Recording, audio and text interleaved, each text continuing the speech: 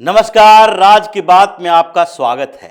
Democracy, लोकतंत्र एक ऐसा शब्द है जिसमें हर वर्ग विशेष, हर संवैधानिक संस्थानों का अलग अलग अधिकार और कर्तव्य होता है। लेकिन डेमोक्रेसी शब्द का उपयोग सुप्रीम कोर्ट में भी होता है। डेमोक्रेसी शब्द का उपयोग सुप्रीम कोर्ट से बाहर भी राजनेता करते हैं। और इसके बीच अंतर यही है कि आप सुप्रीम कोर्ट, हाई कोर्ट में जज साहब डेमोक्रेसी की हत्या की बात 1000 बार बोल दें, कोई फर्क नहीं पड़ता। बाहर में राजनेता डेमोक्रेसी की हत्या का आरोप लगा लगाकर संवैधानिक संस्थानों पर सवाल उठाते रहें, कोई फर्क नहीं पड़ता। तो फिर यह डेमोक्रेसी का मतलब क्या है? जिस तरीके से बाहर में अपमानजनक शब्दों के उपयोग के लिए हाई कोर्ट और सुप्रीम कोर्ट में भी कार्रवाई होती है, सुनवाई चलती है, सजाएं होती है, तो क्या अनावश्यक तौर पर किसी सुनवाई के दौरान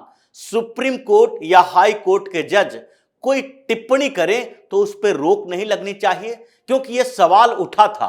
पूर्व कानून मंत्री किरण रिजिजू ने भी यह सवाल उठाया था कि जिस तरीके से सुनवाई के दौरान हाई कोर्ट या सुप्रीम कोर्ट के जज जो टिप्पणियां करते हैं वो अखबारों में हेडलाइंस बनती है, मीडिया में रिपोर्ट्स छपते हैं और विपक्षी पार्टी के नेता इसका उपयोग करते हैं कि यह टिप्पणी नहीं बल्कि फैसला है। इसलिए जब तक किसी मुद्दे पर फैसला ना आए तब तक उस फैसले के बाहर के शब्दों का इस्तेमाल सुप्रीम कोर्ट या हाई कोर्ट के जज ना करें, क्योंकि इसका फैसले से कोई लेना देना नहीं है। लेकिन फिर भी यही होता चला रहा है। और इस बीच सुप्रीम कोर्ट में एक सुनवाई चल रही थी जिसमें एक ऐसा शब्द बोला गया जो नहीं बोलना चाहिए था, क्योंकि उसका उपयोग हथियार के तौर पर विपक्षी पार्टियां कर रही है। उसका उपयोग अखबारों में किया जा रहा है, मीडिया के अंदर किया जा रहा है। आरोप किस पर लगाए जा रहे हैं? आरोप एक व्यक्ति के बदले पूरे सरकार पर लगाया जा रहा है।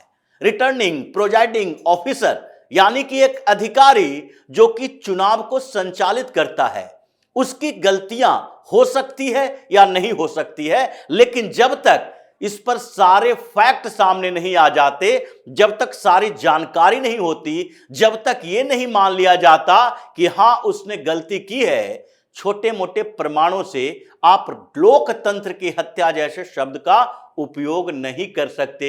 यही बात सुप्रीम कोर्ट में सुनवाई के दौरान की गई और तुषार मेहता जो सॉलिसिटर जनरल हैं, उन्होंने ऑब्जेक्शन किया जब चीफ जस्टिस चंद्रचूड़ और उनके साथ दो और जस्टिस जेबी पारदीवाला और जस्टिस मनोज मिश्रा, इन 3 जजों की बेंच बैठी थी। सुनवाई हो रही थी चंडीगढ़ मेयर चुनाव को लेकर। उसमें धांधली की गई है। जिस तरीके से आम आदमी पार्टी और कांग्रेस के मेयर कैंडिडेट हराए गए और भारतीय जनता पार्टी के जीत गए, क्योंकि 8 वोट कैंसिल कर दिए गए, तो उन 8 वोटों के कैंसिल होने से ये जो हार जीत हुई है, ये डेमोक्रेसी के नाम पर कलंक है। ये गलत किया गया है। एक वीडियो भी दिखाया गया और ये वीडियो पंजाब और हरियाणा हाईकोर्ट में भी दिखाया गया था, यह सुप्रीम कोर्ट में भी दिखाया गया। लेकिन सुप्रीम कोर्ट में जब यह वीडियो सामने आया, दिखाया गया, तो उसके बाद बवाल मचा।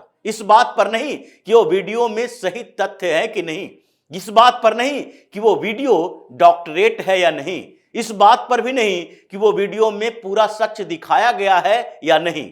बस हंगामा इस बात का हो रहा था कि जज साहब को बर्दाश्त नहीं हुआ। वो जैसे ही वो वीडियो देखते हैं और अचानक से एक के बाद एक टिप्पणी करना शुरू कर देते हैं। किस तरीके से डेमोक्रेसी की हत्या हो रही है, डेमोक्रेसी की हत्या को बर्दाश्त नहीं करेंगे। वो जैसे प्रिजाइडिंग ऑफिसर अनिल मसीह कैमरे के सामने देख रहे हैं, सीसीटीवी कैमरा लगा हुआ है और वहां देखकर वो बैलेट पेपर को गंदा कर रहे हैं, यानी कि डिफेस कर रहे हैं, कुछ उस पर लिख रहे हैं और उसके कारण वो वोट कैंसिल किया जा रहा है। आप ऐसा नहीं कर सकते, क्योंकि आपको ये पता होना चाहिए सुप्रीम कोर्ट के जज ये सब देख रहे हैं। कोई और देखे या ना देखे, हम देखने के लिए तैयार हैं, क्योंकि हम डेमोक्रेसी की हत्या नहीं होने देंगे। जब डेमोक्रेसी की हत्या की बात आई तो सॉलिसिटर जनरल तुषार मेहता से रहा नहीं गया और उन्होंने साफ तौर पर कहा कि आप लोग पहले पूरे तथ्य को समझ लीजिए, सारी सच्चाई बाहर आने दीजिए। एक पक्ष के दिए गए सबूत के आधार पर डेमोक्रेसी की हत्या जैसे शब्द का उपयोग नहीं किया जा सकता। ऐसे शब्दों का उपयोग मीडिया के लिए एक मसाला बन जाता है, विपक्षी पार्टी के नेताओं के लिए एक हथियार बन जाता है जिसका उपयोग हो रहा है और हुआ भी यही। अगर डेमोक्रेसी की हत्या के बात सुप्रीम कोर्ट में उठी तो उसके बाद टिप्पणियां क्या आई। सोशल मीडिया प्लेटफॉर्म को उठाकर देख लीजिए, जो पहले ट्विटर था आज एक्स हो गया है, लेकिन आज भी वही स्थितियां चल रही है। अखिलेश यादव लिखते हैं, ये देखिए भारतीय जनता पार्टी कैसे डेमोक्रेसी की, लोकतंत्र की हत्या कर रही है। प्रियंका वाड्रा लिखती है कि भारतीय जनता पार्टी डेमोक्रेसी की हत्यारी है, इसके समय में लोकतंत्र सुरक्षित नहीं है। इसी तरीके से आम आदमी पार्टी तो पहले ही डेमोक्रेसी की हत्या, मर्डर ऑफ डेमोक्रेसी जैसे शब्दों का उपयोग कर रही थी। ये सारे के सारे एक अनिल मसीह के कारण। हो सकता है कि अनिल मसीह ने गलत किया हो सकता है कि अनिल मसीह ने कुछ पैसे लिए हो सकता है कि वो इन्फ्लुएंस हो, लेकिन किसी तरीके के इन्फ्लुएंस का असर सीधे केंद्र की तरफ नहीं बढ़ना चाहिए, पूरे पार्टी की तरफ नहीं बढ़ना चाहिए। आप एक प्रिसाइडिंग ऑफिसर, एक अधिकारी के गलत कामों को लेकर पूरे के पूरे सरकार को कटघरे में खड़ दिए और कटघरा में खड़ा ही नहीं किए, बल्कि विपक्षी पार्टियों को एक हथियार दे दिए। और लोग जो पहले से ही दिग्भ्रमित हैं, जिसे दिग्भ्रमित किया गया है, जिसे मल्लिकार्जुन खड़गे जैसा नेता जो कांग्रेस पार्टी का राष्ट्रीय अध्यक्ष है, घूम घूम कर कहता है कि अगर पीएम मोदी फिर से प्रधानमंत्री बन गए, अगर 2024 में भारतीय जनता पार्टी चुनाव जीत गई तो पीएम मोदी चुनाव नहीं होने देंगे। वो ऐसा बदलाव करेंगे जैसा रूस में पुतिन ने किया है, वो आजीवन बैठे रहेंगे उस कुर्सी पर, फिर चुनाव नहीं होगा। ऐसे असंवैधानिक शब्दों का उपयोग करें और आप सुओ मोटो स्वतः संज्ञान नहीं लेते, उस समय नहीं कहते कि इस तरीके के शब्दों का उपयोग करना संवैधानिक संस्थानों के साथ खिलवाड़ करना है। आप अराजकता पैदा कर रहे हो, आप उन लोगों को हथियार थमा रहे हो जो भ्रमित युवा हैं, जो दिग्भ्रमित हैं, जो नक्सलाइट बनते हैं, जो आतंकी बनते हैं। वो फिर तो उसी दिशा में जाएगा, हथियारों का उपयोग करेगा कि अब तो चुनाव से कुछ नहीं होने वाला, हमारे पास कोई अधिकार नहीं है, अधिकार तो केवल वोट का है, हम वो वोट भी अगर हमें नहीं देना होगा तो फिर तो हथियार ही साधन है, आप तो अराजकता पैदा कर रहे हो। लेकिन इस पर सवाल नहीं उठेगा। अरविंद केजरीवाल एक के बाद एक झूठ बोलेगा, उस पर सवाल नहीं उठेगा। ममता बनर्जी की सरकार में चुनाव के दौरान बैलेट पेपर लूटे जाएंगे, बूथ के ऊपर हमला किया जाएगा, बम फोड़े जाएंगे, बैलेट पेपर को जलाया जाएगा, हथौड़े से तोड़ा जाएगा, यहां तक कि ईवीएम मशीन में पानी डाला जाएगा, बूथ पर गोलियां चलेगी, बम बरसेंगे। लेकिन वो डेमोक्रेसी की हत्या नहीं कही जाएगी। ये जज साहब को नहीं समझ में आएगा कि वहां सुओ मोटो संज्ञान ले, स्वतः संज्ञान ले, पश्चिम बंगाल की सरकार के बारे में कहें। चुनाव कराना राज्य सरकार का काम था और जिस तरीके से ये लोग बूथ कैप्चर कर रहे हैं, बम चला रहे हैं, ये तो डेमोक्रेसी की हत्या है, ये नहीं कहेंगे। जबकि मेयर का चुनाव हुआ, भारतीय जनता पार्टी के मनोज सोनकर की जीत हुई, तो उसके बाद आम आदमी पार्टी इसके खिलाफ कि 8 वोट कैसे कैंसिल हो गया, पंजाब और हरियाणा हाईकोर्ट गए। हाईकोर्ट में सुनवाई हुई और सुनवाई के बाद जज साहब को लगा कि हो सकता है इसमें धांधली हुआ हो। उन्होंने एडमिनिस्ट्रेशन को आदेश दिया कि अगले जो सुनवाई होगी 26 फरवरी को, उस समय आप पूरा रिकॉर्ड लेकर आए। डीजीपी का कहना था ऐसा कोई मामला नहीं है, क्योंकि हमारे पास तो सुरक्षा संबंधित कोई कंप्लेन आया ही नहीं। कमिश्नर ने भी यही बात कही। एडमिनिस्ट्रेशन अपने पुख्ता तैनाती की बात कहती रही कि आम आदमी पार्टी को हमारे पास आना चाहिए था अगर गड़बड़ी हुई तो, लेकिन नहीं, हाई कोर्ट में आए हैं। हाई कोर्ट से आम आदमी पार्टी को कोई तत्कालीन अंतरिम राहत नहीं मिली, चुनाव कैंसिल नहीं कराए गए, अधिकार रोके नहीं गए, मेयर मनोज सोनकर ही बने रहे, लेकिन सुनवाई होगी, सुनवाई में कोई समस्या नहीं है। 26 फरवरी को डेट पड़ा, जब तक ये सारे फैक्ट सामने नहीं आएंगे तब तक उसके खिलाफ नहीं बोला जा सकता। लेकिन ये हड़बड़ी आम आदमी पार्टी वाले सीधे सुप्रीम कोर्ट में, वकील कौन, अभिषेक मनु सिंघवी, और वहां पर सुनवाई होने लगी। पहली ही सुनवाई में ये डेमोक्रेसी की हत्या जैसे शब्दों का उपयोग किया जाने लगा।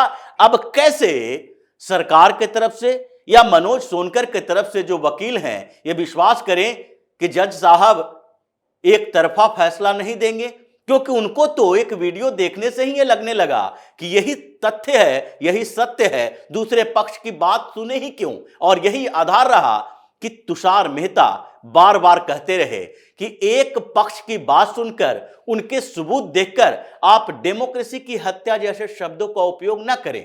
2 बार उन्होंने टोका और 2 बार भी 3 जज यानी chief justice of India justice DY Chandrachud, justice JB Pardiwala, justice Manoj Mishra, इन लोगों को लगा ही नहीं कि सरकार की बदनामी हो रही है ये छोटे से काम के लिए। ये कोई बड़ी बात नहीं है, क्योंकि ये विपक्षी पार्टियां तो पहले से EVM पर सवाल उठा रही है, पहले से सवाल इस बात पर उठा रही है कि सरकार है जो EVM मशीन में किसी न किसी तरह गड़बड़ी करके चुनाव जीतती है, और आप उन्हीं लोगों को, अराजक तत्वों को अराजकता पैदा करने के लिए एक हथियार दे रहे हो कि देश में डेमोक्रेसी की हत्या हो रही है और हम उस हत्या से बचाएंगे।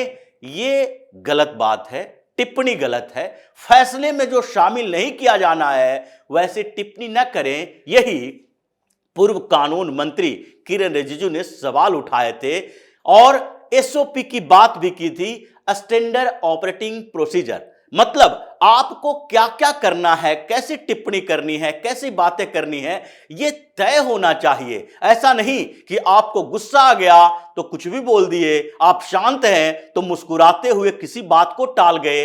ये कानून से निर्धारित होगा, व्यक्तिगत विचारधारा से नहीं, चाहे वो व्यक्तिगत विचारधारा जज साहब का ही क्यों ना हो। इस बात की चर्चा हो रही है, सुप्रीम कोर्ट में बवाल है, क्योंकि आज अखबारों में भी ये छपा, मीडिया में रिपोर्ट्स में है, सब जगह हेडलाइन डेमोक्रेसी की हत्या, लोकतंत्र की हत्या हो रही है। सुप्रीम कोर्ट ने कहा लोकतंत्र की हत्या, उसको शेयर किया जा रहा है, दिग्भ्रमित किया जा रहा है। और ये देश की बात नहीं है, ये तो अंतरराष्ट्रीय स्तर पर जिस तरह की साजिश राहुल गांधी जैसा लोग करता है कि विदेशों में जा जाकर कहता रहता है कि भारत में तो लोकतंत्र की हत्या हो गई है। देखिए, अब सुप्रीम कोर्ट ने भी कहा कि भारत में लोकतंत्र की हत्या हो रही है। ये तो आधार बनेगा, जैसे पाकिस्तान ने कांग्रेस के उन बयानों, उन सबूतों, उन आधारों को UN में रखा था कि देखिए 370 जो आर्टिकल 370 को हटाया गया,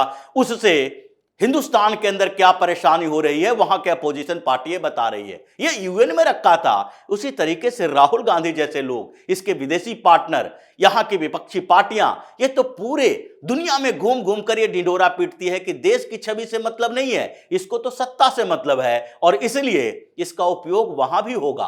तो जरूरी यह है कि जज साहबों को समझना चाहिए, सोचना चाहिए, और सरकार को भी इनकी टिप्पणियों पर प्रतिबंध लगाना चाहिए कि आप कोर्ट के अंदर ऐसे अनावश्यक टिप्पणी न करें, और वो भी एक पक्षीय सबूत के आधार पर।